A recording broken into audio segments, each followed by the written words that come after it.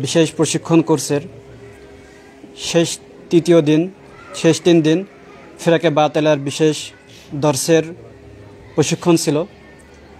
তো আলহামদুলিল্লাহ আজ আমাদের মাঝে বিশেষ মেহমান হিসেবে উপস্থিত হয়েছেন এবং আমাদেরকে ফিরাকে বাতেলার উপর বিশেষ দর্স প্রদান করবেন দারুল উলুম দেওবন্দের সম্মানিত ফাজেল এবং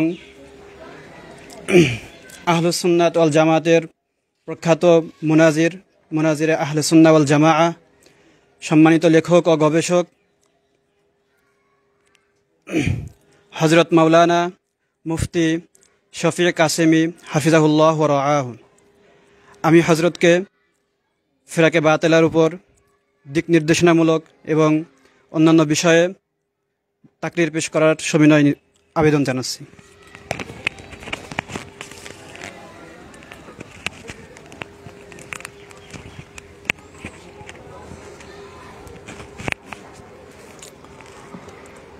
আসসালামু আলাইকুম ওয়া রাহমাতুল্লাহি ওয়া বারাকাতুহু। আলহামদুলিল্লাহি ওয়াহদা ওয়াসসালাতু ওয়াসসালামু আলা মান লা নাবিয়্যা বা'দা ওয়া আলা আলিহি ওয়া আসহাবিহিল্লাযীনা আওফাউ আহদা। আম্মা বা'দু ফাআউযু বিল্লাহি মিনাশ শাইতানির রাজীম। বিসমিল্লাহির রাহমানির রাহিম। লাকাদ মান্নাল্লাহু আলাল মুমিনিনা ইয বা'আসা ফীহিম রাসূলাম মিন আনফুসিহিম ইয়াতলু আলাইহিম আয়াতিহি ওয়া ইউযাক্কিহিম ওয়া ইউআল্লিমুহুমুল কিতাবা ওয়াল হিকমাহ ওয়া ইন কানূ মিন ক্বাবলু লাফী যালালিম মুবিন। সাদাকাল্লাহুল আযীম। ওয়া ক্বালা রাসূলুল্লাহি সাল্লাল্লাহু আলাইহি ওয়াসাল্লাম ইয়াহমিলু হাযাল ইলমা মিন কুল্লি খালাফিন উদুলুহু ينفون عنه تحريف الغالين وانتحال المبتلين وتأويل الجاهلين. وقال رسول الله صلى الله عليه وسلم في حديث آخر إن العلماء ورثة الأنبياء وإن الأنبياء لم يورثوا دينارا ولا درهما وإنما ورثوا العلم أو كما قال عليه الصلاة والسلام. तो मुअज़्ज़ज़ उलमा-ए किराम, তালিবে ইলম এবং অন্যান্য যে সমস্ত ভাইরা ফিরাকে বাতেলার এই তাদরিব প্রশিক্ষণে অংশগ্রহণ করেছেন, তো আমি আপনাদের সামনে কোরআনে কারীমের 3 নম্বর পারার 3 নম্বর সূরা আলে ইমরান, এই সূরা আলে ইমরানের 164 নম্বর আয়াতে কারীমা তেলাওয়াত করেছি। রাসূল করিম সাল্লাল্লাহু আলাইহি ওয়াসাল্লামের 2টি হাদিস শরীফ আপনাদের সামনে পড়ে শুনিয়েছি। আল্লাহ পাক রব্বুল আলামিনের তৌফিক আপনাদের দোয়া সাথে থাকলে ইনশাআল্লাহ কিছু কথা আকাবেরদের আমানত হিসেবে আমাদের ওস্তাদদের থেকে যে ইলম আমরা হাসিল করেছি সেই আমানত আপনাদের কাছে পৌঁছানো, এটা আমাদের একটা জিম্মাদারি। সেই হিসেবে ইনশাআল্লাহ কিছু কথা আরজ করব। তো আমরা যারা উলামায়ে কিরাম আছি, তালেবে ইলম আছি, আমাদের জন্য কিছু দায় দায়িত্ব আছে। সেই দায় দায়িত্বগুলো আমরা যখন এলেমের বাগানে পা দিই, এলেমের বাগানে যখন আমরা কদম রাখি, তখন থেকে অটোমেটিকভাবে এই দায় দায়িত্বগুলো আমাদের উপরে এসে যায়। এই জিম্মাদারিটা 2 ধরনের। একটা হলো যারা উলামায়ে কিরাম আছি, মাদ্রাসায় পড়াই, তো মাদ্রাসার পক্ষ থেকে কিছু দায়িত্ব দেওয়া হয়, জিম্মাদারি। কেউ মুহতামিম, কেউ নাজেমে তালিমাত, কেউ নায়েব মুহতামিম, কেউ নাজেমে দারুল ইকামা, এরকম বিভিন্ন জিম্মাদারি আমাদের আছে। এগুলো হলো প্রাতিষ্ঠানিক জিম্মাদারি। আর একটা হলো রাসূল করিম সাল্লাল্লাহু আলাইহি ওয়াসাল্লামের উলুমে নবুয়তের ওয়ারিস হিসেবে, নবীর ওয়ারিস হিসেবে আমাদের কিছু জিম্মাদারি। তাইলে কয় ধরনের জিম্মাদারি আছে? প্রাতিষ্ঠানিক জিম্মাদারির কথা আমি বলছি না, এগুলো প্রত্যেকেই নিজ নিজ জিম্মাদারি আদায় করি আমরা, সেটা ভিন্ন জিনিস।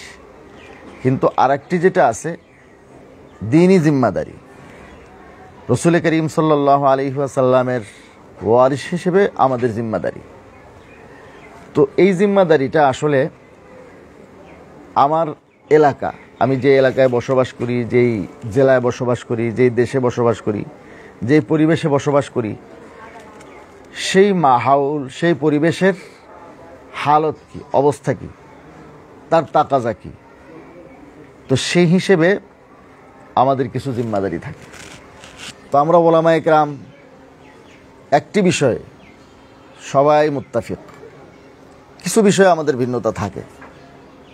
যেমন কেউ হয়তো দেওবন্দে পড়ে, সে দেওবন্দি হয়, কাসেমি হয়।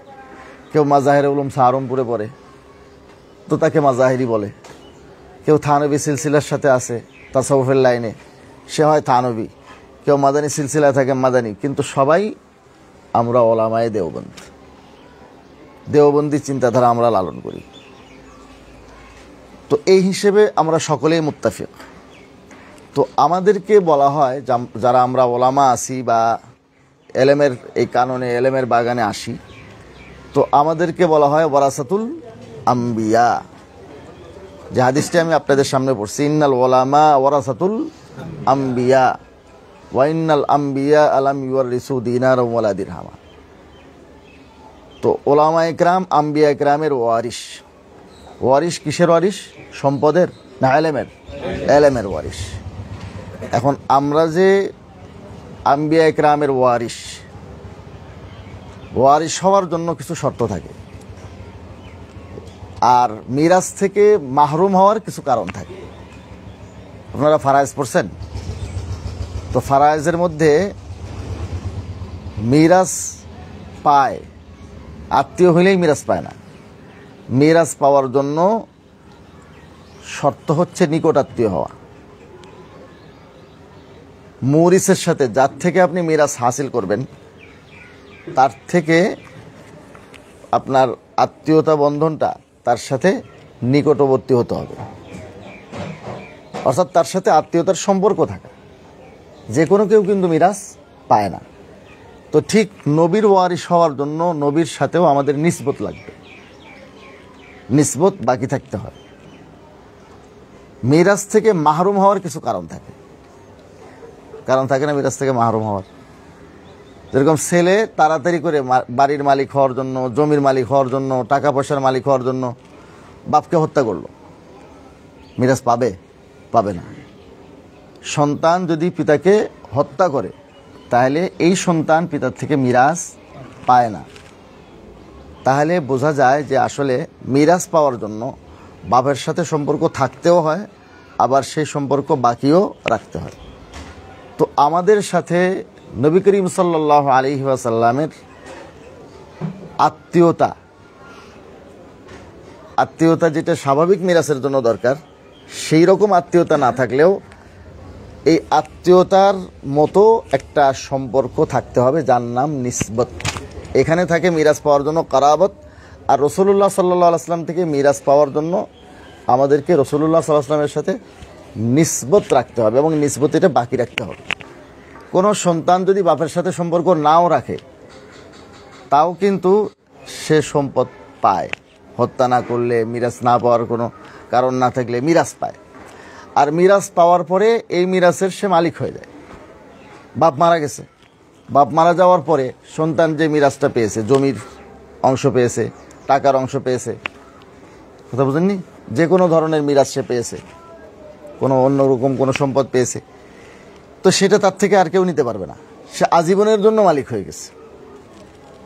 কিন্তু নবুয়তের যে মিরাজ আছে, এটা সেরকম না।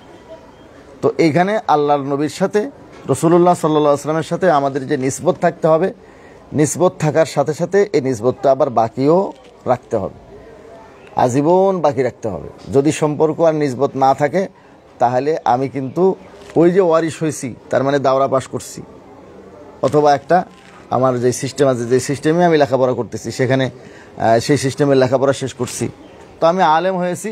আলেম হওয়ার পরে আমি নবীর ওয়ারিশ হয়ে গেছি, আর জীবনে কোনো দিন আমার এই বিরাসত, নবীর ওয়ারিশ হিসেবে আমার নাম কাটা যাবে না, এমন কিন্তু না।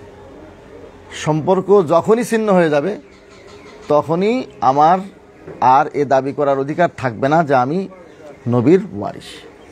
তো কোন ধরনের সম্পর্ক নবীজির সাথে থাকতে হবে সাল্লাল্লাহু আলাইহি ওয়াসাল্লাম? 3 ধরনের সম্পর্ক। একটা হলো রুহানি সম্পর্ক, রুহানি নিসবত, আর একটা হচ্ছে আপনার ফিকরি নিসবত, চিন্তা চেতনার নিসবত। একটা আত্মিক সম্পর্ক, আর একটা হলো চিন্তা চেতনার সম্পর্ক, আর একটা হলো আমলি নিসবত, আমলি সম্পর্ক। রাসূল করিম সাল্লাল্লাহু আলাইহি ওয়াসাল্লাম যেই মিশন আর যেই কাজ নিয়ে আসছেন, রাসূলুল্লাহ সাল্লাল্লাহু আলাইহি ওয়াসাল্লামের সেই কাজগুলো বাস্তবায়ন করা, সেই কাজগুলো কি করা? বাস্তবায়ন করা। তো এইটা হলো তৃতীয় প্রকারের আমলি নিসবত। এই নিসবতটা আমাদের রাসূল করিম সাল্লাল্লাহু আলাইহি ওয়াসাল্লামের সাথে বাকি রাখতে হবে, আজীবনের জন্য বাকি রাখতে হবে। এখন আমরা দেখি যে আমাদের আকাবিরিন, যেই বড়দের কথা আমরা গর্বের সাথে বলি, উলাইকা আবাই ফাজিনা বিমিসলিহিম, উলাইকা আবাই ফাজিনা বিমিসলিহিম ইদা জামাআতনা ইয়া জারিরুল মাজামিউ। আমরা বলি যে ওনারা আমাদের কি উত্তরসূরি, তাদের মতো কাউকে নিয়ে আসো দেখি ময়দানে।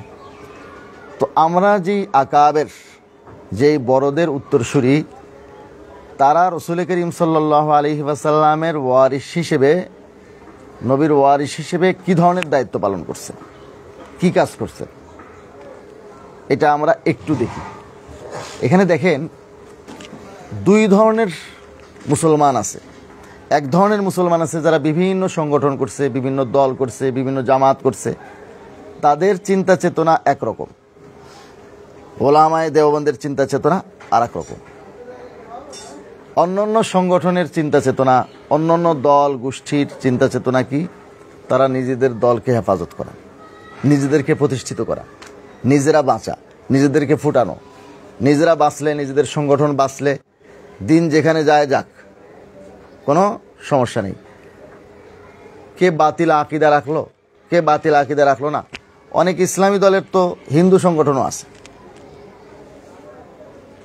ইসলামের নামের উপরে দল করতেছে, কিন্তু হিন্দু সংগঠন, অমুসলিম সংগঠন, এরকম আছে। তো কেউ যদি নাস্তিক হয়, মুরতাদ হয়, বা বাতিল আকিদায় চলে যায়, ভ্রান্ত আকিদায় চলে যায়, ইমান বিধ্বংসী আকিদায় চলে যায়, ওরকম কোনো সংস্পর্শে চলে যায়, তাদের কোনো মাথা ব্যথা নেই। একমাত্র ওলামায়ে দেওবন্দ, আমরা যাদের উত্তরসূরি, এই ওলামায়ে দেওবন্দ তারা যেমন নিজেরা ইলম হাসিল করার ফিকির করে, আর একজনকে ইলম পৌঁছানোর ফিকির করে, যে আমরা যে আমানত পেয়েছি, উলুমের আমানত, এটা আরেকজনকে পৌঁছাইতে হবে। পাশাপাশি পুরা মুসলিম উম্মার আকিদা আমল যেন দুরস্ত থাকে, ঠিক থাকে, তারা যেন এইদিকে কোনো রকমই বিভ্রান্তির শিকার না হয়, বাতিলের খপ্পরে না পড়ে, সেজন্য তারা সব সময় এই পড়ালেখার পাশাপাশি, নিজেরা পড়ানো এর পাশাপাশি সব সময় আমাদের আকাবেররা এই বাতিল দ্বারা আমাদের ইমান আমল যেন আক্রান্ত না হয় সেটার ফিকির করছেন সব সময়, সব সময়ের জন্য। রাসূল করিম সাল্লাল্লাহু আলাইহি ওয়াসাল্লামের একটা হাদিস আমি আপনাদের সামনে পড়ছি, এটা তো ইন্নাল উলামা ওয়ারাসাতুল আম্বিয়া, তার আগে আরেকটা হাদিস বলছি, ইয়াহমিলু হাযাল ইলমা মিন কুল্লি খালাফিন উদুল। সম্ভবত এই হাদিস মুখস্থ করানো হয়েছে এদের। আমি কালকে যখন এখানে আসছি তখন দেখি ছেলে একটা পড়তেছে, কেউ বলেন তো হাদিসটা, একজন একটু বলেন। দাঁড়ান দাঁড়ান দাঁড়ান দাঁড়ান দাঁড়াইয়া একেবারে সুন্দরভাবে ক্বালা রাসূলুল্লাহ সাল্লাল্লাহু আলাইহি ওয়াসাল্লাম একদম সুন্দর করে সাজিয়ে বলেন হাদিসটা। قال رسول الله صلى الله عليه وسلم জি يحمل هذا العلم من كل خلف عدول ينفون عنه تحريف الغالين وانطحال المبطلين وتأويل الجاهلين। মাশাআল্লাহ, বসেন। কেউ অর্থ বলতে পারবেন? কেউ পারবেন? হ্যাঁ বলেন। আল্লাহ রাসূল সাল্লাল্লাহু আলাইহি ওয়াসাল্লাম বলেছেন, পূর্ববর্তীদের থেকে প্রত্যেক ন্যায়নিষ্ঠাবান এবং ক্ষুধাভীরু লোকেরাই এই ইলমকে বহন করবে। আচ্ছা বসেন বাতিল বসেন বসেন বসেন বসেন ঠিক আছে, জাযাকুমুল্লাহ খায়রান। ইয়াহমিলু হাযাল ইলমা মিন কুল্লি খালাফিন উদুলুহু, এই আলেমকে মানে রাসূলুল্লাহ সাল্লাল্লাহু আলাইহি ওয়াসাল্লাম যে আলেম নিয়ে এসেছেন, উলুমে দিনিয়া, দিনী আলেমকে বহন করবে কারা? মিন কুল্লি খালাফিন উদুলুহু, প্রত্যেক পরবর্তী যুগ থেকে আস্থাভাজন লোকের, আল্লাহ তাআলা সবাইকে ইলম দেন না। কত মানুষ দেখবেন আপনাদের সাথে পড়াশোনা করার জন্য আসছে, দুদিন পরে চলে গেছে। আলেমের ছেলে অনেক সময় দেখে আলেম হয় না, আবার অনেক সময় হয়। অনেক ধনী মানুষের ছেলে, টাকা পয়সার কোনো অভাব নাই, খরচের কোনো অভাব নাই, কিন্তু ইলম তার তাকদিরে নাই। গরিবের ছেলে, খরচ দেওয়ার মতো লোক নাই, সাবান কেনার লোক নাই, জামা কাপড় বানানোর কোনো রকম টাকা পয়সা নেই, কোনো রকম কোনো ব্যবস্থা নাই, কিন্তু তারপরেও আলেম হয়ে যায়। আছে না নাই? এরকম অনেক ছেলে আছে। তো আল্লাহ পাক রব্বুল আলামিন এই ইলমকে সবাইকে দেন না। ইয়াহমিলু হাযাল ইলমা মিন কুল্লি খালাফিন উদুলুহু, প্রত্যেক পরবর্তী যুগের বসবাসকারী যারা আছে, পরবর্তী যুগে যারা আসবে, তাদের মধ্যে থেকে আস্থাভাজন যারা, মুতামাদ আলাই যারা, গ্রহণযোগ্য ব্যক্তি যারা, তারা এই ইলম বহন করবে, ইলম অর্জন করবে। তাদের দায়িত্ব হবে তিনটা। ইয়ানফুনা আনহু তাহরিফাল গালিন, সীমালঙ্ঘনকারী যারা আছে তাদের যে বিকৃতিগুলো আছে, বিকৃতিগুলো তারা দূর করবে। দুই ধরনের বিকৃতি হয়, কিছু কমানো, কিছু বাড়ানো। এই যে বেদাতিরা সব জায়গায় কিছু না কিছু বাড়াইয়া দিয়া আল্লাহ রসুলের আদর্শ, সাহাবায়ে কেরামের আদর্শ, সিরাতুল মুস্তাকিম থেকে আরও খানিকটা বাড়াইয়া দিন পালন করার চেষ্টা করে। আবার গায়রে মুকাল্লিদিন যাদেরকে আমরা লামাযহাবি বলি, এরা আবার কমায়, এরা আবার কী করে কমায়, এটা বাদ, এটা বাদ, এটা বাদ। তো এই ধরনের অনেক বাতিল ফিরকা আছে। নব্য আহলে কোরআন যেটা আছে, যারা আসলে মুসলমানই না, এরা আছে। এরকম বিভিন্ন বাতিল ফিরকা, শিয়া আছে, হ্যাঁ। তারপরে মুসলমানদের মধ্যে আভ্যন্তরীণ যে দলগুলো আছে সেটার কথা বলতেছি। আর কাফেরদের মধ্যে তো আছেই কাদিয়ানি ও গায়রা বা হাইটা হাই বহুত। তাহলে আমাদের যে আস্থাভাজন যারা হবে উম্মতের মধ্যে, পরবর্তী যুগের মধ্যে, এই গ্রহণযোগ্য ওলামা একরাম, আস্থাভাজন ওলামা একরাম, তাদের দায়িত্ব হবে এই সমস্ত বিকৃতি দূর করা। আর কি? ও তাহরিফাল গালিন ওয়া ইমতিহাল আল মুবতিলিন, বাতিলদের যে মিথ্যাচার আছে, বাতিলেরা মিথ্যাচার করে, অনেক মিথ্যাচার, কোরআন সুন্নাহ নিয়ে, ব্যাখ্যা নিয়ে, বিশ্লেষণ নিয়ে, বহু কিছু। তো এই মিথ্যাচারগুলো তারা দূর করবে। আর কি? ওয়া তাবিল আল জাহিলিন, যারা অজ্ঞ জাহিল, তারা যে অপব্যাখ্যাগুলো দেয়, সেই অপব্যাখ্যাগুলোর কি করবে? তারা দূর করবে। তো এটা হচ্ছে তাদের দায়িত্ব। তাহলে বাতিলের প্রতিরোধ করা, বাতিল যেন আমাদেরকে এবং আমাদের সমস্ত মুসলিম উম্মার যারাই সদস্য আছে, মুসলমান যারাই আছে, তারা যেন এই সমস্ত বাতিলের থেকে মাহফুজ থাকে, হেফাজত থাকে, এবং বাতিল দ্বারা আক্রান্ত না হয়, এজন্য তারা সদা সচেষ্ট থাকবে। গাফলতের ঘুমের মধ্যে থাকবে না, বরং সদা জাগ্রত থাকবে। এইরকম একটা জামাত হবে পরবর্তী যুগের ওলামা একরাম। তো আপনাদের কথা বলতেছি, আমাদের একটা যুগ আছে, আমরা সেই জামানা অতিক্রম করতেছি। আপনাদের জামানায় ফিতনা আরও বাড়বে, আপনাদের আরও সচেতন হতে হবে। সব কিছু যেরকম ডিজিটালাইজড হচ্ছে, ফিতনা সেরকম ডিজিটালাইজড হচ্ছে।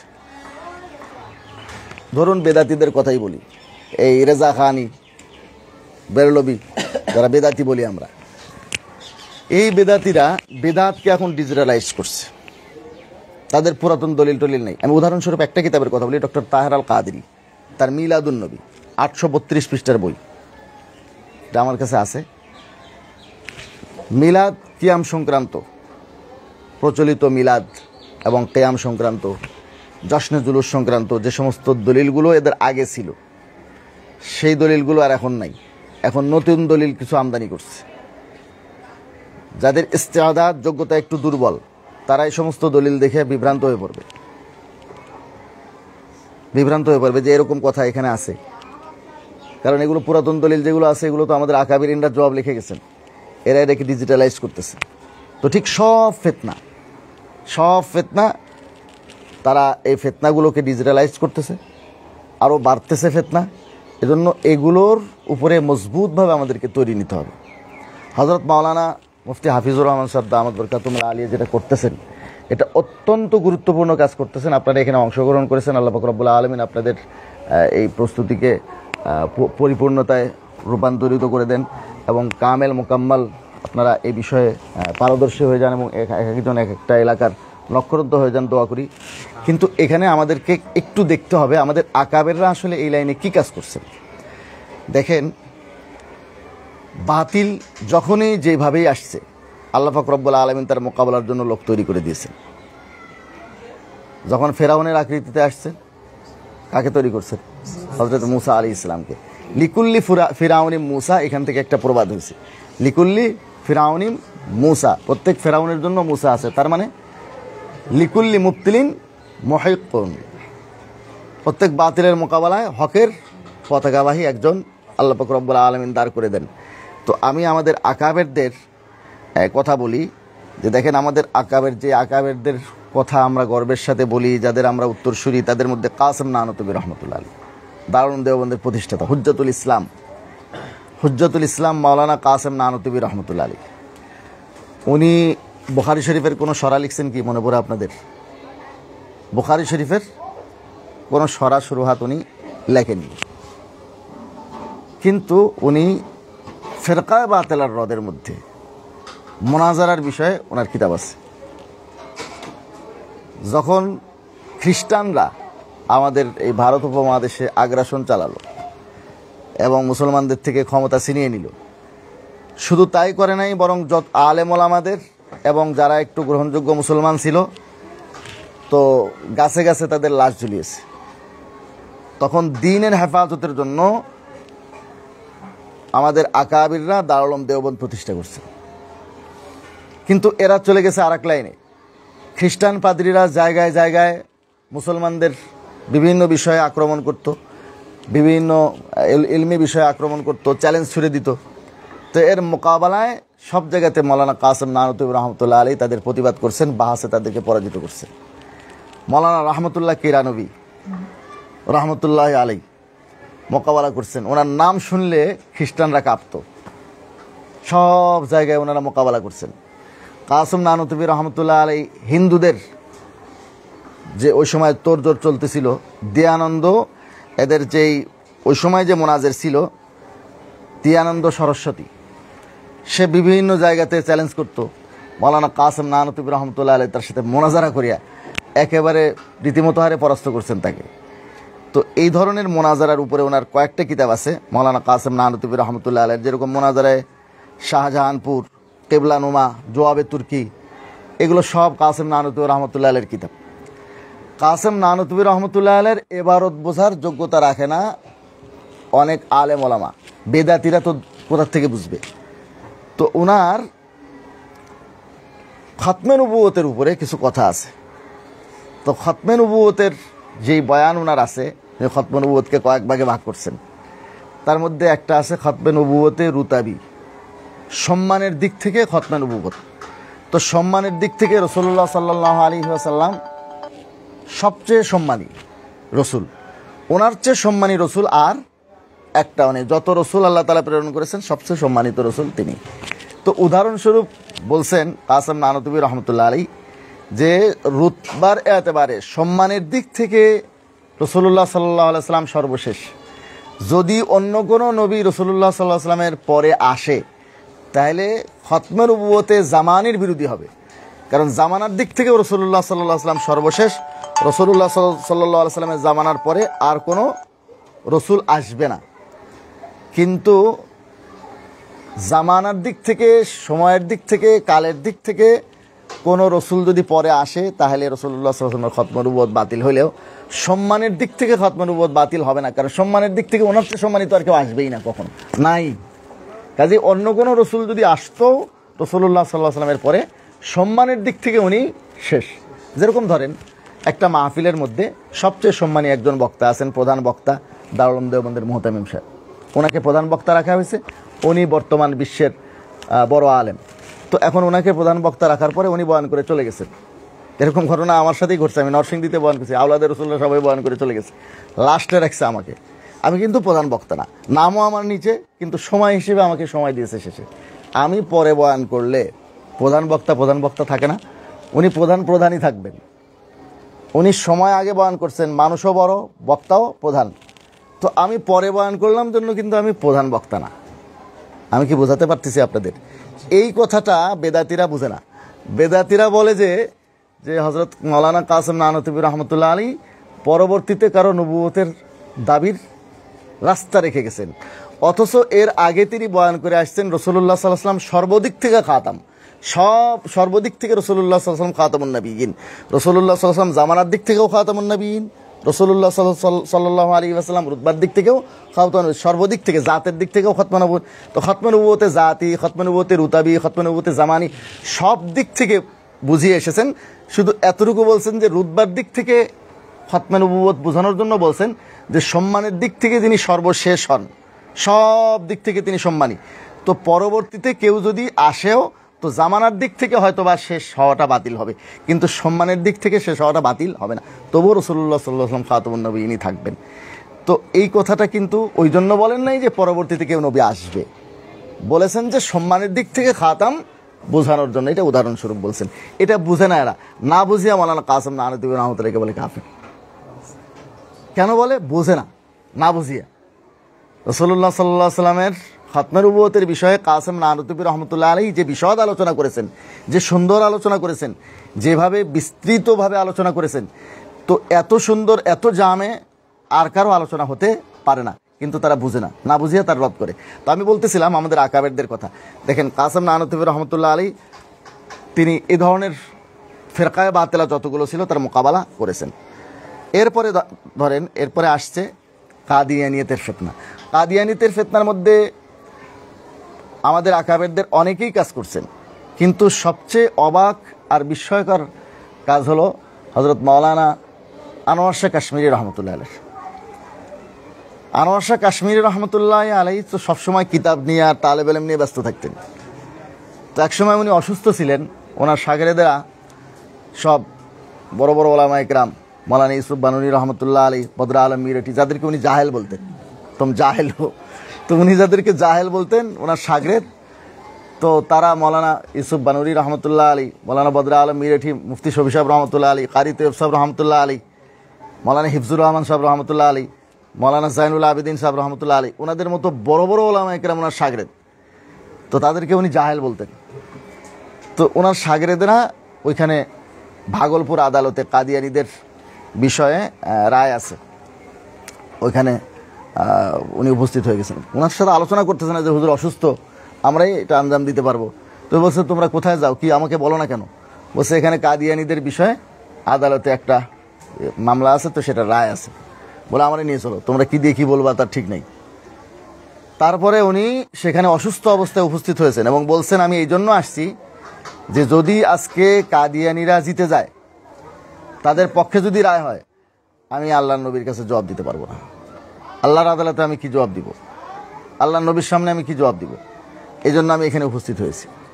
তো আমাদের আকাবেররা এভাবে তারদিদ করছেন। ঠিক এরকমভাবে বেরলভি ফিতনা যখন আসছেন, মাওলানা মুর্তাজা হাসান রহমতুল্লাহ আলাইহি, মাওলানা আশরাফ আলী থানভী রহমতুল্লাহ আলাইহি, মাওলানা নূর মোহাম্মদ সাহেব রহমতুল্লাহ আলাইহি, বিশেষ করে শেষ যুগে আসে মাওলানা আমিন সফদার, সরফরাজ খান সফদার, ওনারা খুব কাজ করছেন। মাওলানা সরফরাজ খান সফদার তো এই ব্যাপারে অনেক কিতাব লিখছেন। রাহে সুন্নত, এটা আপনারা অনেকেই হয়তো পড়ছেন, সংক্ষেপ এবং জামে কিতাব রাহে সুন্নত, এগুলো নাম লেখেন, এগুলো সংগ্রহে রাখবেন। রাহে সুন্নত, ইজালাতুর রাইব ফি মাসালাতি ইলমিল গায়ব, এটা ওনার লেখা, ইলমুল গায়বের মধ্যে বড় জামে কিতাব ইজালাতুর রাইব। তারপরে আঁখোं की ठंडक, তারপরে এরকম তকরিবুন নওয়াজিল, চিরাগ কি রোশনি, এরকম অনেক কিতাব আছে মাওলানা সরফরাজ খান সফদার রহমতুল্লাহ আলাইহির। লামাজহাবি ফিতনা, লামাজহাবি ফিতনার তো মোকাবেলা একেবারে শাহ ওলিউল্লাহ মুহাদ্দিস দেহলভী রহমতুল্লাহ থেকে শুরু হয়েছে। শাহ ওলিউল্লাহ মুহাদ্দিস দেহলভী রহমতুল্লাহ আলাইহি, শাহ ইসহাক রহমতুল্লাহ আলাইহি, বিশেষ করে শাইখুল হিন্দ রহমতুল্লাহ আলাইহি তো কিতাবই লিখেছেন। শাইখুল হিন্দ রহমতুল্লাহ আলাইহির কিতাব আছে আদিল্লাহ কামেলা। এই আদিল্লাহ কামেলাকে আরেকটু মুফাসসল করে লিখছেন ইজাহুল আদিল্লা। এই আদিল্লাহ কামেলাকে একটু সংক্ষেপ ওয়াজাহাতের সাথে মৌলানা মুফতি সাঈদ আহমদ পালনপুরি এবং মৌলানা আমিন পালনপুরি, উনি সাঈদ আহমদ পালনপুরি সাহেবের ছোট ভাই, আমাদের ওস্তাদ দুজন। তো মুফতি সাঈদ আহমদ পালনপুরি রহমতুল্লাহ আলাইহি এবং আমিন পালনপুরি দুজন মিলে এটার একটা তফসিল করছেন, যেটার বঙ্গানুবাদ হয়েছে তোহফায়ে আহলে হাদিস নামে। তোহফায়ে আহলে হাদিস, এটা সংগ্রহে রাখবেন, মোনাজারার একটা মানসিকতা পয়দা হবে ইনশাআল্লাহ। আপনারা পারলে উর্দুটা আদিল্লাহ কামেলা, ইজাহুল আদিল্লা, মূল কিতাবটা সংগ্রহে রাখবেন। আর উর্দু ফার্সি তো এখন আমরা পড়িই না, উর্দু ফার্সি পড়া দরকার। উর্দু ফার্সি পড়া দরকার কেন? উর্দু ফার্সিতে আমাদের অনেক ওলুম রয়ে গেছে। এখন যেগুলোর বাংলা হচ্ছে তো বাংলার ব্যাপারে একটা কথা বলি, মহিউদ্দিন খান সাহেব রহমতুল্লাহ নাম শুনছেন না আপনারা? মৌলানা মহিউদ্দিন খান সাহেব রহমতুল্লাহ আলাই তিনি বাংলার কিন্তু বড় একজন পণ্ডিত ছিলেন এবং বাংলা সাহিত্যের ব্যাপারে উনি অনেক ভূমিকা রাখছে। তো আমাদের মাদ্রাসার একটা তালেবে আলেম একটা চিঠি লিখছে, আমি তার বইয়ের মধ্যে পাইছি, দেখতেছে একটা চিঠি, আমি দেখি কিসের চিঠি। তো ওই লিখছে মৌলানা মহিউদ্দিন খান সাহেব রহমতুল্লাহ আলাইয়ের কাছে যে হজরত আমি উর্দু ফার্সির মাধ্যম ছাড়া সরাসরি বাংলার থেকে এলেম হাসিল করতে চাই। উনি কঠিনভাবে নিষেধ করছেন, বলছে এটা অসম্ভব, আপনার এই চিন্তা বাতিল, এটা ভ্রান্ত চিন্তা। কারণ ফার্সি আর উর্দুর মধ্যে আমাদেরকে আল্লাহ পাক রব্বুল আলামিন যে এলেম দিয়েছেন, তো আমরা এই এলেমটা সরাসরি আরবির থেকে পাই নাই, ফার্সি উর্দুর মাধ্যম হয়ে পেয়েছি। আর আমাদের সরাসরি বাংলা অনুবাদ যেগুলো আছে এমনি তো কম, তারপরে যে পরিমাণ আছে এইরকম ভুল, এইরকম মারাত্মক ভুল যে আমাদের হতাশা এসে যায়। আমাদের বগুড়া জামিল মাদ্রাসার থেকে আমাদের নিজেদেরটা নিজেরা বলি একটা বই বাইর করছে, এটার সময় অবশ্য আমি ছিলাম না তখন, আমি জামিলে যাইনি, আমি অন্য একটা মাদ্রাসায় শেখুল হাদিস ছিলাম তখন। একটা বই বাইর করছেন আমাদের আকাবেরদের একজনের জীবনী, সেখানে মৌলানা জাকারিয়া সাহেব রহমতুল্লাহ নাম আছে, শেখুল হাদিস মৌলানা জাকারিয়া সাহেব। তো ওর মধ্যে উর্দু বইয়ে আছে শেখুল হাদিস নাওয়ারাল্লাহু মারকাদাহু, নাওয়ারাল্লাহু মারকাদাহু আর রহমতুল্লাহ আলী মর্মার্থ হিসেবে এক। তো এই অনুবাদক বহুত বড় আলেম, এর নাম আমি বললে আপনারা চিনবেন, কারণ বাংলাদেশে এখন বর্তমানে শীর্ষ পর্যায়ের অনুবাদক এবং আলোচকদের মধ্যে একজন আছেন উনি। এরা এটা সম্পাদনা করছে, অনুবাদ করছে, লিখছে শেখুল হাদিস নুরুল্লাহ রহমতুল্লাহ আলী। নাওয়ারাল্লাহ শব্দটা বুঝে নাই, অথচ সাহারানপুরে শেখুল হাদিস নুরুল্লাহ নামে কেউ অতীত হননি। মানে শেখুল হাদিস নাওয়ারাল্লাহ, এই নাওয়ারাল্লাহ মারকাদাহু বুঝে নাই, শেখুল হাদিস নুরুল্লাহ লিখছেন। অনুবাদের এই অবস্থা। আমাদের মাদ্রাসায় পড়তো, অনেক সময় দেখা যাচ্ছে যে খানা বন্ধ হয়েছে, ফিল ছেলে পরে অনুবাদ পড়ে এখন সে অনুবাদ করতেছে হেদায়েত সালেসের। এখন বুঝেন যে কানজুদ্দা কায়াকে ফিল করছে, সে হেদায়েত সালেসের অনুবাদে কি লিখবে। তো এই জন্য উর্দু ফার্সির মাধ্যম হয়ে আমরা যেহেতু এলেম অর্জন করছি, উর্দু ফার্সিও পড়ার দরকার আছে। এগুলো মূল উর্দু বই যেগুলো আছে, ওই উর্দু কিতাবগুলোই আপনারা সংগ্রহ করবেন, মূল উর্দু কিতাবগুলো। আর না হলে যদি সমস্যা হয় আপনার উর্দু বুঝতে, তাহলে বাংলাটা সংগ্রহ করতে পারেন। ঠিক এরকমভাবে মওদুদি ফিতনা যখন আসছে, তখন আমাদের আকাবেরদের মধ্যে হযরত শেখুল ইসলাম হুসাইনাবাদ মাদানী রহমতুল্লাহ আলাইহি খুব কাজ করছেন। এদের যেটা আপনার কি আছে, আমাদের মওদুদি ভাইদের বা মওদুদি যারা করেন, মওদুদিয়তের মূলনীতিগুলোর মধ্যে একটা আছে, তাদের যে মূল দফাগুলো তার মধ্যে একটা আছে আল্লাহ এবং আল্লাহর রসুল ছাড়া কাউকে তানকিদ মানে সমালোচনার ঊর্ধ্বে মনে করবে না। এটা যখন জিজ্ঞেস করছেন শেখুল ইসলাম হুসাইন আহমদ মাদানী রহমতুল্লাহ যে তোমার এই কথার মতলব কি, তখন মওদুদি বলছে যে সাহাবায়ে কেরাম বলছে যে সাহাবায়ে কেরামের সমালোচনার ব্যাপারে আপনি কি বলেন, যে সাহাবায়ে কেরামের সমালোচনা করা যাবে নাকি যাবে না? দিনের যে কোনো বিষয়ে সাহাবায়ে কেরামের সমালোচনা করতে হবে নাকি তাদেরকে অনুসরণ করা যাবে? তো সে বলছে না, আমরা সাহাবায়ে কেরামের যে কোনো বিষয়ে সমালোচনা করা জায়েজ মনে করি, সাহাবায়ে কেরামের যে কোনো ধরনের সমালোচনাকে জায়েজ মনে করি। তো অনেকে জিজ্ঞেস করছে হোসেন আহমদ মাদানী রহমতুল্লাহ আলীকে যে মওদুদির এ কথার মতলব কি? বলছে মওদুদির এ কথার মতলব হলো যে মওদুদি বাদ দিয়া, সৈয়দ আবুল আলা মওদুদি বাদ দিয়ে আর এমন কেউ নাই যার সমালোচনা করা যাবে না। যে কোনো কেউ সমালোচনার যোগ্য, সমালোচনার ঊর্ধ্বে এক মওদুদি সাহেব। আমি এই কথাগুলো যখন বলবো, যারা মওদুদি সাহেবকে সাপোর্ট করেন তাদের অন্তরে লাগবে নিশ্চয়ই, কিন্তু একথা মনে রাখতে হবে যে মওদুদি সাহেব কি করছেন। মওদুদি সাহেব হযরত মুআবিয়া রাদিয়াল্লাহু তাআলা আনহু, হযরত আয়েশা সিদ্দিকা রাদিয়াল্লাহু তাআলা আনহা, হযরত ওসমান রাদিয়াল্লাহু তাআলা আনহু, হযরত আবু যর গফারি রাদিয়াল্লাহু তাআলা আনহু ওনাদের কঠোর সমালোচনা করেছেন। শেষ পর্যন্ত শুধু তাই না, উনি সমালোচনা করতে করতে হযরতে দাউদ আলাইহিস সালাম, হযরতে মূসা আলাইহিস সালাম, হযরতে ইউনূস আলাইহিস সালাম, সাইয়্যিদুল আম্বিয়া মুহাম্মদুর রাসূলুল্লাহ সাল্লাল্লাহু আলাইহি ওয়াসাল্লাম সম্পর্কে মারাত্মক সমালোচনা করেছেন, তাদের সবার দোষ ধরেছেন।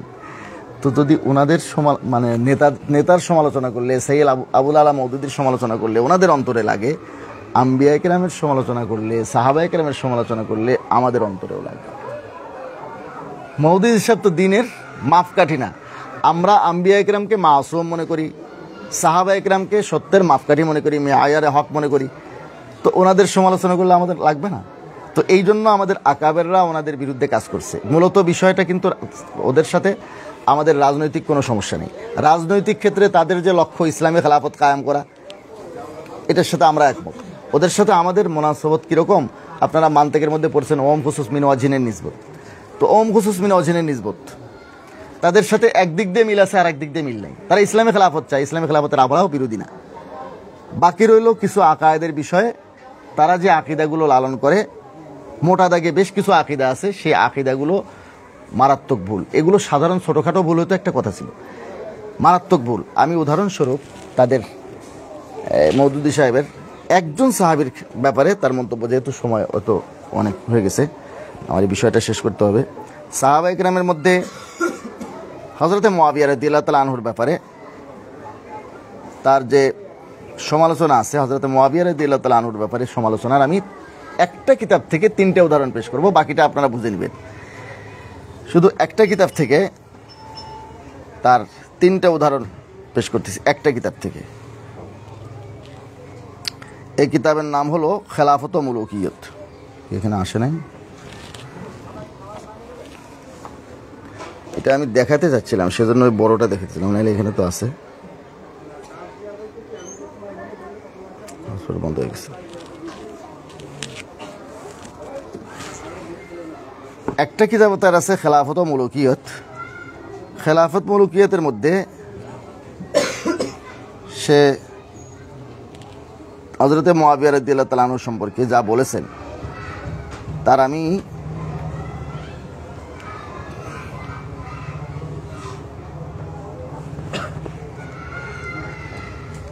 এখানে বাইর করা আছে, এখান থেকে দেখি।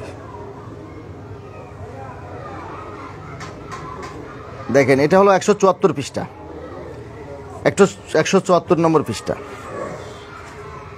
174 নম্বर पृष्ठ से लिखते से एक और नहायत मकरूह बिदात हज़रत मुआविया रज़ियल्लाहु तआला अन्हु के अहद में ये शुरू हुई कि वो ख़ुद और उनके हुक्म से उनके तमाम गवर्नर खुतबों में बरसर मिंबर हज़रत अली रज़ियल्लाहु तआला अन्हु पर सब व शतम की बूछार करते थे। মানে হযরত মুআবিয়া রাদিয়াল্লাহু তাআলা নিজে এবং ওনার হুকুমে, ওনার নির্দেশে ওনার সমস্ত গভর্নররা খুতবার মধ্যে মেম্বরে হযরত আলী রাদিয়াল্লাহু তাআলা আনহু উপরে হযরত আলী রাদিয়াল্লাহু তাআলা আনহুকে গালিগালাজ করত।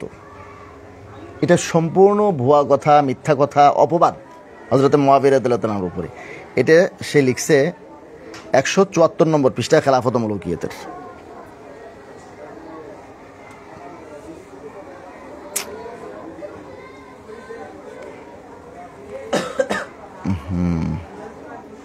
আমি দেখাইতেছিলাম বড় করে, এখানে দেখতে পারবেন আপনারা যেটা লিখছে এক আর নেহায়েত বেদাত। এখানে দেখা যায় ভালো করে, এইখানে আবার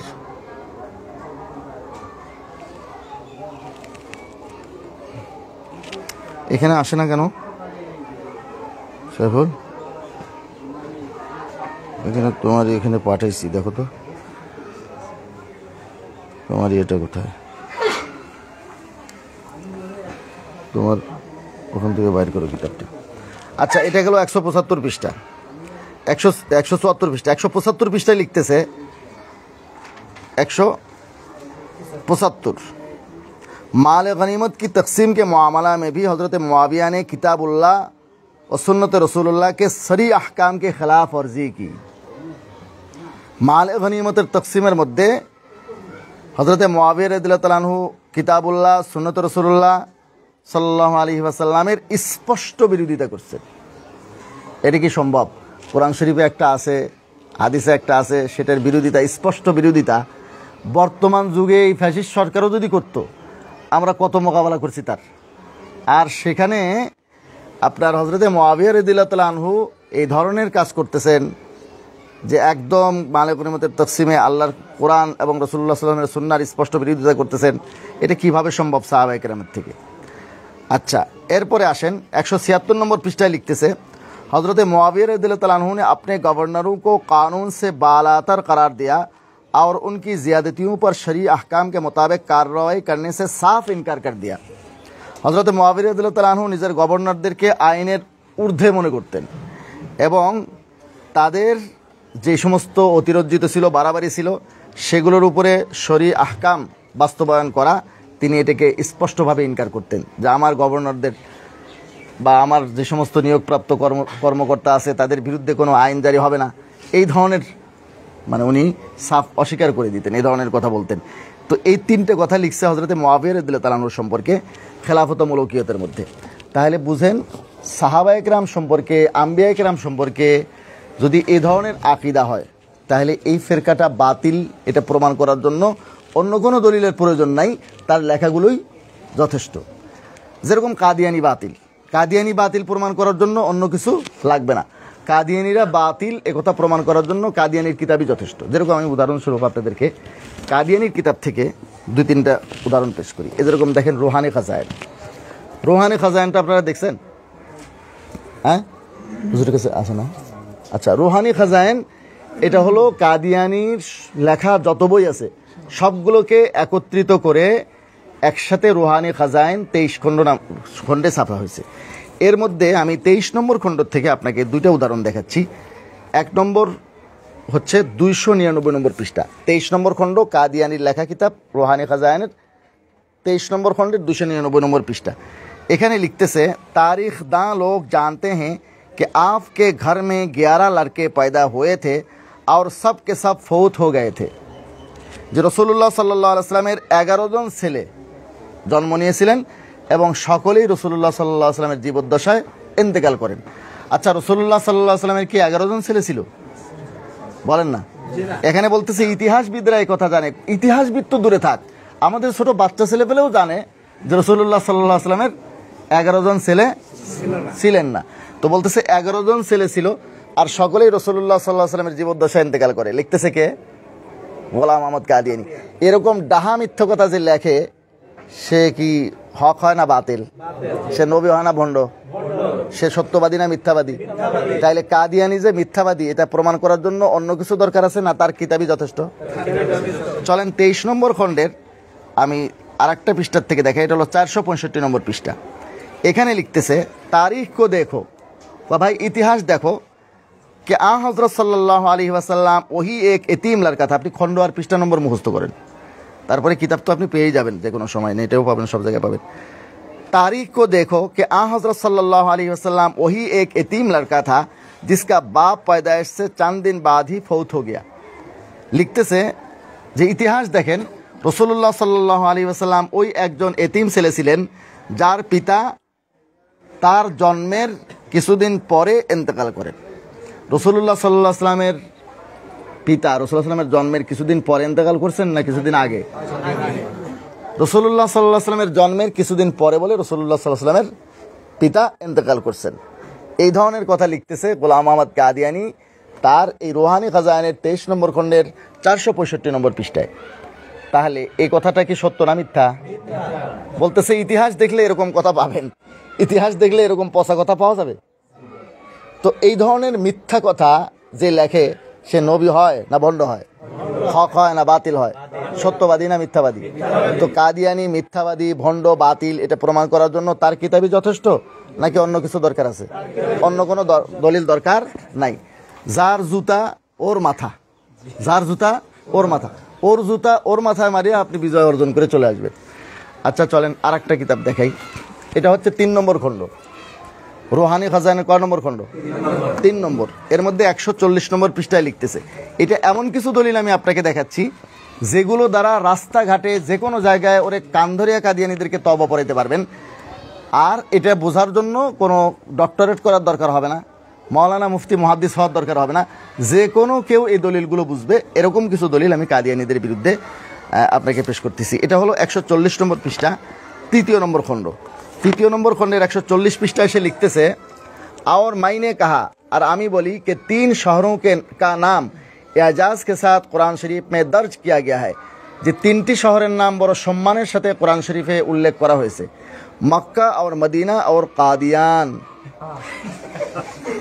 মক্কা, মদিনা আর কাদিয়ান, এই তিনটা শহরের নাম বড় বড় সম্মানের সাথে নাকি কোরআন শরীফে উল্লেখ আছে। একটা বাচ্চা ছেলেও জানে কাদিয়ান শব্দ কোরআন শরীফে নাই। এর বাচ্চা ছেলেরাও হাসবে এই ধরনের কথা শুনলে। তো এই ধরনের ডাহা মিথ্যা কথা যে বলে, সে কি সত্যবাদী না মিথ্যাবাদী? নবী না ভণ্ড? হক না বাতিল? তাহলে এই বাতিল প্রমাণ হওয়ার জন্য আর কিছু লাগবে না, তার কিতাবই যথেষ্ট। আমি 2টি কিতাব থেকে 3টি উদাহরণ দিলাম। এরপরেও আমাদের দেশে কাদিয়ানীদেরকে রাষ্ট্রীয়ভাবে অমুসলিম ঘোষণা করা হয় না। রাষ্ট্রীয়ভাবে অমুসলিম ঘোষণা করার জন্য সবসময় আমরা দোয়াও করি, চেষ্টাও করি, সব সময় এটা দেখা যাচ্ছে কেমনে কেমনে কেমনে কেমনে হয় না। কারণ কি? কারণ কিছু উপরের চাপ আছে, আর আমাদের প্রশাসনে যারা থাকে তাদের কিছু অজ্ঞতা আছে। এরা এদেরকে ডাকে। আমরা যে সবসময় বলি না ইসলামের শত্রুরা হুঁশিয়ার সাবধান, ওরা হুঁশিয়ার সাবধান হয়ে গেছে অলরেডি। কাদিয়ানীরা এখন পুরা কালেমা পড়ে।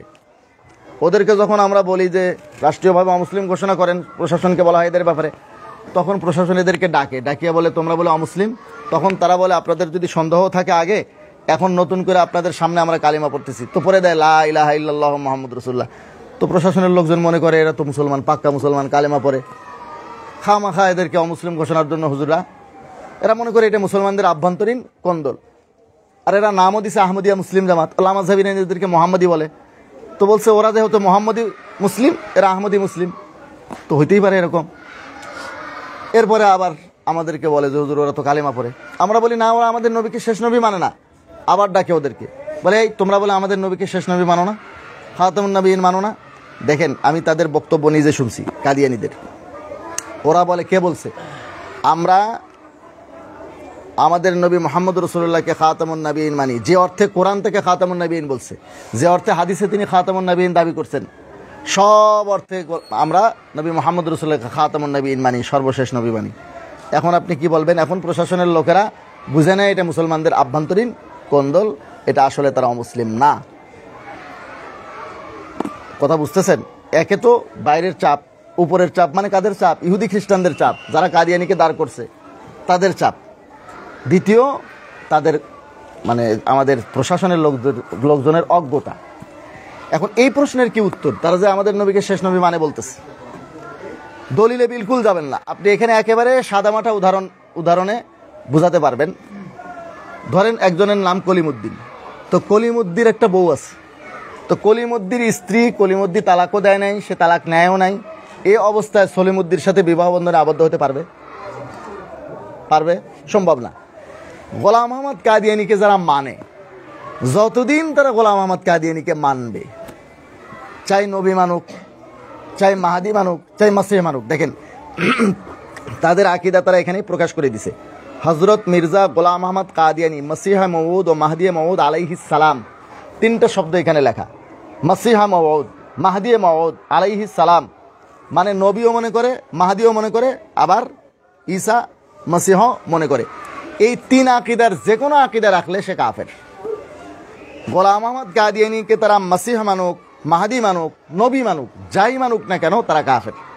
যতক্ষণ পর্যন্ত কাদিয়ানীকে ত্যাগ না করবে ততক্ষণ পর্যন্ত তারা কালিমা পড়লেও কাফের, আমাদের নবীকে খাতামুন নবীন বললেও কাফের। আগে তাবাররি, আগে তার বরাআতের ইজহার করতে হবে, আমি সম্পূর্ণ কাদিয়ানী থেকে মুক্ত, আমি কাদিয়ানীকে মানি না, কাদিয়ানীকে মানি, নবী মানি না, এরকম যদি বলেও এটাও ভণ্ডামি। গোলাম আহমদ কাদিয়ানী নবী দাবি করছে না, করে নাই? তো তুমি তাকে মানো, তুমি কি মানো? তুমি যদি নবী নাই মানো, সে তো নবী দাবি করছে, তাকে মানার অর্থ তাকে নবী মানা, তাকে মাহদি মানা, তাকে মাসিহ মানা। যতক্ষণ পর্যন্ত তুমি কাদিয়ানীকে ত্যাগ না করবা ততক্ষণ পর্যন্ত কালিমাও গ্রহণযোগ্য না, ততক্ষণ পর্যন্ত আমাদের নবীকে খাতামুন নবীন বলাও গ্রহণযোগ্য না। এই সব কিছু করলেও তারা কি? কাফের। তো আমি উদাহরণস্বরূপ বললাম যে তাদের কিতাব থেকে আমরা দলিল দিয়ে একথা প্রমাণ করতে পারবো যে তারা কি? বাতিল। আরও বড় তো মারাত্মক কথা আছে, এদেরকে তো রাষ্ট্রীয়ভাবে অমুসলিম ঘোষণা করে না। প্রশাসনের লোকজনের ওদের জন্য একটা অ্যান্টিবায়োটিক আপনি ব্যবহার করতে পারেন, তাহলে একটু চেতনা জাগ্রত হবে। এই যে দেখেন 5 নম্বর খণ্ড রুহানি খাজাইন, এখানে 547 নম্বর পৃষ্ঠায় লিখতেছে তিলকা কুতুবুন, 5 নম্বর খণ্ডের 547 নম্বর পৃষ্ঠা, তিলকা কুতুবুন। তার বইগুলো সম্পর্কে সে মূল্যায়ন করতেছে, আমার এই বইগুলো এমন কিছু কিতাব, ইয়ানজুর ইলাইহা কুল্লু মুসলিমিন বিআইনিল মাহাব্বাতি ওয়াল মাওয়াদ্দা, প্রত্যেকটা মুসলমান এগুলো ভালোবাসা এবং মহাব্বতের দৃষ্টিতে দেখবে। ওয়ান্তাফি মিন মাআরিফিয়া, আর এর মধ্যে যে উলুম আছে না মিথ্যাচার আছে, জাহালত, অজ্ঞতা, তাহারিফ, বিকৃতি, সব ধরনের যত ধরনের বাতিল হতে পারে সব এখানে আছে। বলতেছে আমার এই কিতাবের ওলম থেকে তারা উপকৃত হবে। ওয়াকবালুনি, আমাকে গ্রহণ করবে। ওয়াসদ্দিক দাওয়াতি, এবং আমার নবুয়তের দাবিকে সত্যায়ন করবে, মানবে। কারা মানবে না? ইল্লা যুররিয়াতাল বাগায়া, মানবে না শুধুমাত্র বাগায়া, বাগিয়াতুনের বহু বছর, তার মানে পতিতা নারী, পতিতা যারা, ব্যভিচারিণী, আমাদের খাস বাংলা যেটা বেশ্যা নারী বলে, বেশ্যা নারীর সন্তান যারা, তারাই শুধু আমাকে মানবে না। আল্লাযীনা খাতামাল্লাহু আলা কুলুবিহিম ফাহুম লা ইয়াকবালুন, যাদের অন্তরে আল্লাহ পাক মোহর করে দিয়েছে তারাই আমাকে গ্রহণ করবে না। আচ্ছা, আমাদের দেশের প্রশাসনের যত লোক আছে, হয় কেউ মুসলমান নাহলে কেউ হিন্দু। হিন্দুরা তো নবী মানে না, মুসলমানরা কাদিয়ানীকে নবী মানে না। তাহলে প্রশাসনের যত লোক আছে এবং আমাদের দেশের যত নিরাপত্তা রক্ষাকারী বাহিনী আছে, বিচারপতি আছে, কেউ মুসলমান কেউ হিন্দু। হিন্দু অমুসলিম যারা আছে তারা তো নবী মানে না, মুসলমানরাও তাকে নবী মানে না। এক কথায় যারা তাকে নবী মানে না তাদেরকে বলল বেশ্যা নারীর সন্তান, পতিতা নারীর সন্তান। এই গালিটা যে সে দিল, এরপরেও যদি আমাদের চেতনা জাগ্রত না হয়, এই ধরনের ভণ্ড নবীর যারা উম্মত আছে তাদেরকে যদি আমরা কাফের ঘোষণা করতে না পারি, কাফের বলতে না পারি, তাহলে আমাদের চেতনা কোন পর্যায়ে গিয়ে ঠেকেছে একটু দেখুন। এটা মনে করা হয় রাজনৈতিক ইস্যু, কাদিয়ানীদের ইস্যুটা মোটেও রাজনৈতিক ইস্যু না, এটা একটা ইমানি ইস্যু। প্রত্যেক মুসলমানের ইমানের তাগিদে তার দিল থেকে এ কথা আসা উচিত, তার ইমান থেকে এ কথা আসা উচিত। কাদিয়ানীরা অমুসলিম, এবং যারা ক্ষমতায় আছে, বিশেষ করে প্রধানমন্ত্রী হোক, প্রধান উপদেষ্টা হোক, প্রধান বিচারপতি হোক, তাদের চেয়ার থেকেই, তারা যদি মুসলমান হয় তাদের চেয়ার থেকে এটা 1 নম্বরে দাবিটা ওঠা উচিত, যেহেতু তারা ওই পর্যায়ে আছে। তারা যদি মুসলমান হয় তাদের চেয়ার থেকেই এই দাবিটা ওঠা উচিত, পাবলিকের থেকে না, রাজপথে না, তাদের থেকে এই দাবিটা প্রথমে ওঠা উচিত যে কাদিয়ানীদেরকে রাষ্ট্রীয়ভাবে অমুসলিম ঘোষণা করতে হবে। আর না হলে কি হয়, তাদের ওয়েবসাইট, তাদের বই, এগুলো পড়ে মানুষ কাদিয়ানী হচ্ছে, তাদের সাথে আত্মীয়তা বন্ধনে আবদ্ধ হচ্ছে। এখন তারা প্রেমের ছলনায় তাদের ছেলেরা আমাদের মেয়েদেরকে ওদিকে নিয়ে যাচ্ছে।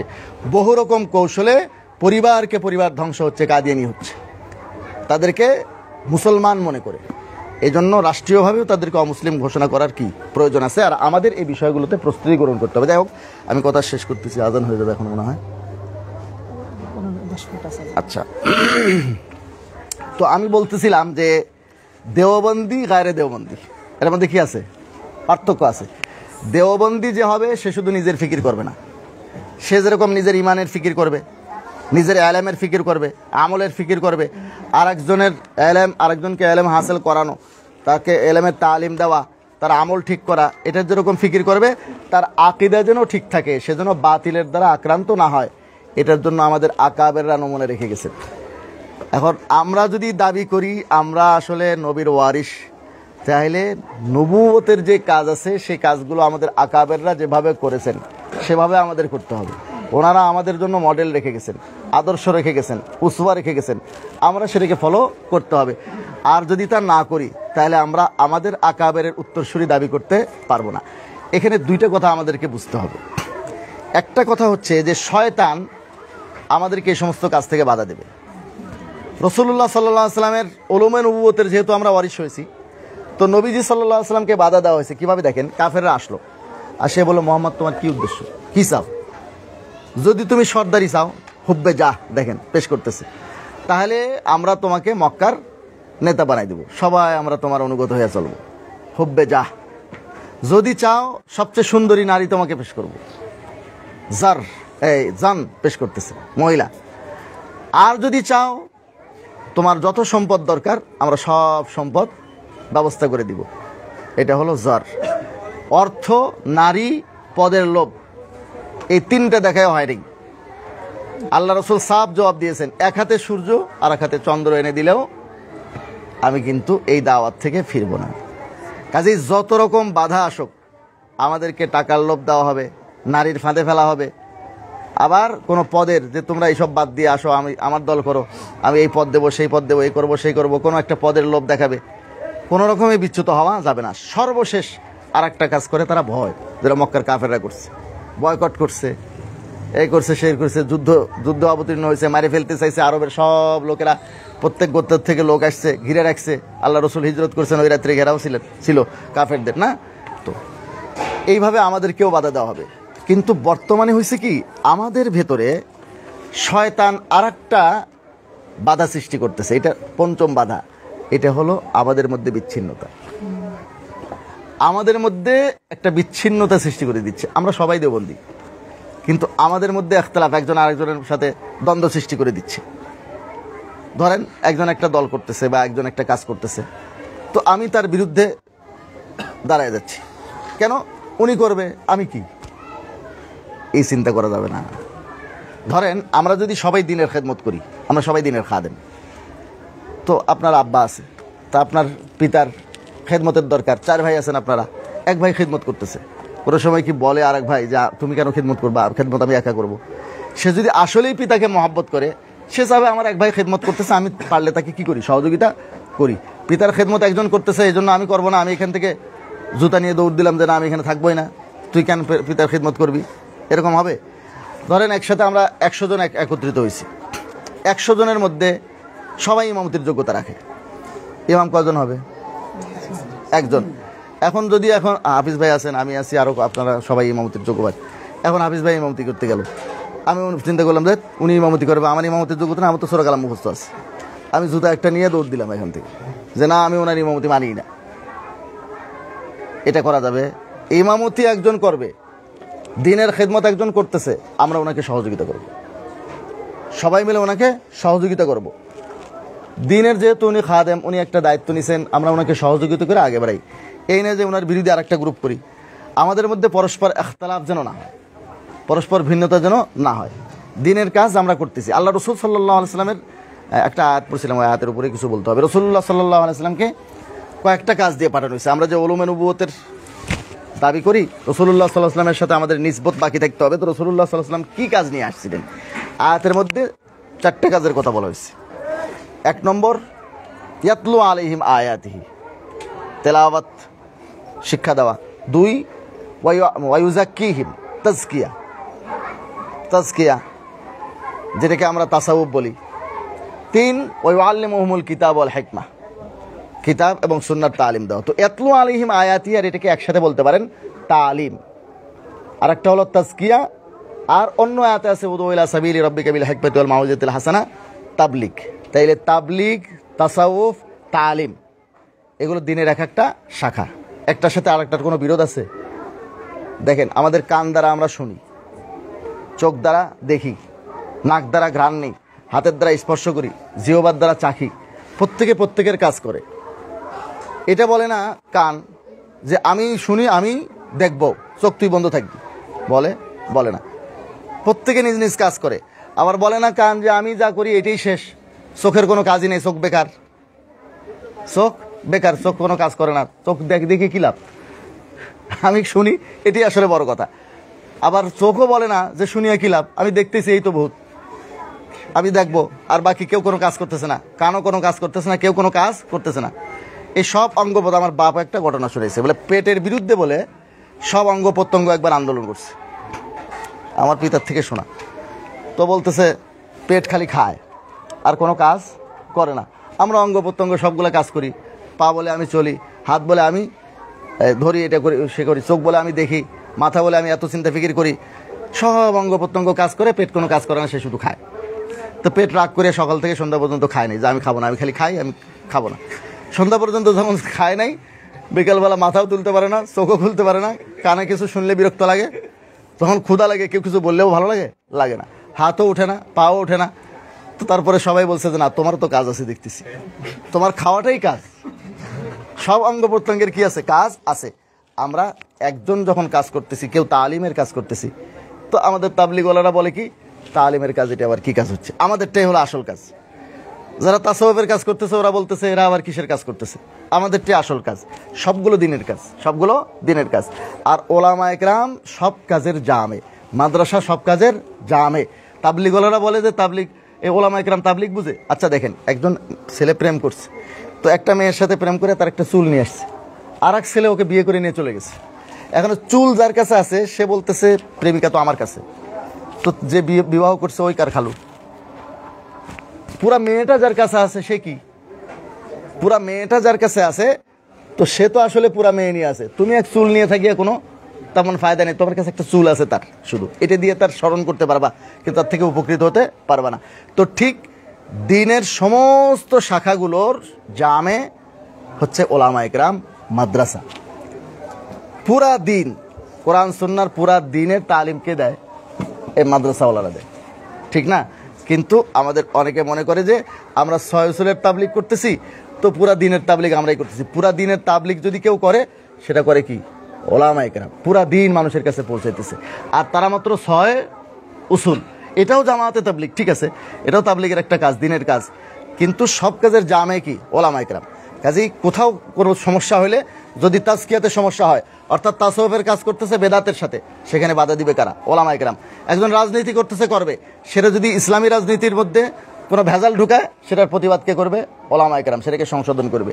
ঠিক এরকম যে কোনো লাইনে, যে কোনো জায়গায় কাজ করুক, সেই শাখার মধ্যে ত্রুটি হলে ওলামা ইকরাম তার চিকিৎসা করবেন। ওলামা ইকরাম হচ্ছেন সব কাজের জামে, তারা নবীর ওয়ারিস। নবীর যতগুলো কাজ ছিল আমাদেরও সেই কাজ।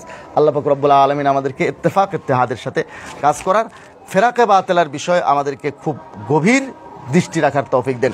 একটা হাদিস আছে হযরতে মুআবিয়া রাদিয়াল্লাহু তাআলা আনহু থেকে, ইবনে মাজাহ শরীফে, রাসূল করিম সাল্লাল্লাহু আলাইহি সাল্লাম বলেন, লাম ইয়াবকা মিনাদ দুনিয়া ইল্লা বালাউ ওয়া ফিতনা, যে দুনিয়ার মধ্যে শুধু এখন বালা মুসিবত আর ফিতনা রয়ে গেছে, আর কিছু বাকি নাই। কাজে এই ফিতনার জামানায় ফিতনা সম্পর্কে আমাদের সচেতন হতেই হবে। হযরতে হুযায়ফা রাদিয়াল্লাহু তাআলা আনহুর একটা হাদিসের উপরে শেষ করি। হযরত হুযায়ফা রাদিয়াল্লাহু তাআলা, এই হাদিসটা বুখারী শরীফের মধ্যে আছে। উনি বলছেন, আমার সব সাথীরা ভালো ভালো কথা শিখছে, আর আমি আল্লাহর রাসূল সাল্লাল্লাহু আলাইহি ওয়াসাল্লাম থেকে খারাপটা শিখছি। কেন? কাইলা ইউসিবানি, যাতে করে খারাপ আমাকে স্পর্শ না করে। তো বহু জায়গাতে এখন আমলের প্রশিক্ষণ হবে, কিন্তু আপনারা ঈমান আকীদার প্রশিক্ষণ এবং ফেরাকা বাতিলের প্রশিক্ষণ নেবেন ভালো করে, যাতে এই বাতিলটা আমাকে আক্রমণ করতে না পারে। কারণ আপনি 1 মণ দুধ রাখলেন, সেখানে যদি 100 টাক পেশাব দিয়ে দেন, তাহলে পুরাটা শেষ। একজন মানুষ গেছে ডাক্তারের কাছে, যা বলে আমার আব্বা যেন কেমন কেমন করতেছে, একটু আসেন। ডাক্তার এসে দেখে বলছে, আপনার আব্বার সব কিছু ঠিক আছে, অঙ্গ প্রত্যঙ্গ সব ঠিক, শুধু রুহটা নেই, সামান্য একটু সমস্যা। তো সমস্যা কি সামান্য না মারাত্মক? তো সব আমল ঠিক থাকলো, আকীদায় গন্ডগোল, তাহলে আমল ঠিক থেকে কোনো লাভ আছে? কোনো লাভ নাই। কাজে আকীদা ঠিক থাকতে গেলে আপনার এই সমস্ত ফিরাকা বাতিলা সম্পর্কে ভালো করে প্রশিক্ষণ নিতে হবে। আমি আমাদের আকাবেরদের কথা বললাম, হযরত মাওলানা কাসেম নানুতুবি রহমতুল্লাহ আলাইহি, যে কাসেম নানুতুবি রহমতুল্লাহ অনুসরণ করে, দারুল উলুম দেওবন্দকে অনুসরণ করে আমরা সকলেই গর্ব করি। সেই কাসেম নানুতুবি রহমতুল্লাহ আলাইহি কাজ যেটা করছেন, সেটা হচ্ছে ফিরাকা বাতিলার কিতাব যেগুলো লিখছেন, ফিরকায়ে বাতিলার কিতাব লিখছেন। উনি বুখারী শরীফের কোনো সরা লেখেন নাই, বুখারী শরীফ পড়িয়েছেন, আমাদের সনদের মধ্যে উনি আছেন। কাসেম নানুতুবি রহমতুল্লাহ থেকে আমাদের বুখারী শরীফ, সকলের বুখারী শরীফের সনদ, কিন্তু উনি বুখারী শরীফের সরা লেখেননি। সবচেয়ে বেশি গুরুত্ব দিয়েছেন বাতিল ফিরকার তারদীদ, বাতিল ফিরকার তারদীদ। আমাদের আকাবেররা এইটাকে খুব গুরুত্ব সহকারে করছেন, এই কাজগুলো আমরাও করবো ইনশাআল্লাহ। আল্লাহ পাক রব্বুল আলামিন সকলকে তৌফিক দেন। আসসালামু আলাইকুম।